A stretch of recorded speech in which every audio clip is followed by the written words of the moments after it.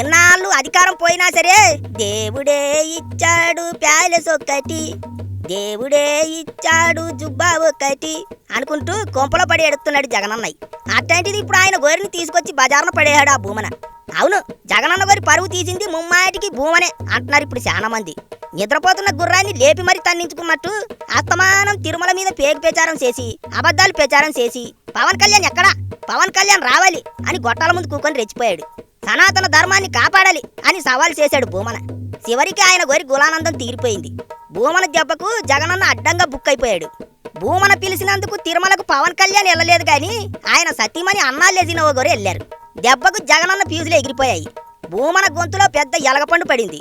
క్రైస్తవ మతానికి చెందిన ఆవిడ గోరు డిక్లరేషన్ మీద సంతకం పెట్టి ఏడుకొండలవాడి సన్నిధిలో పూజలు చేసి తలనీలాలు సైతం సమర్పించి అన్నదానం కూడా చేసి వచ్చేసరికి వైసీపీ వాళ్ళందరికీ చల్లటి చెమటలు పట్టాయి.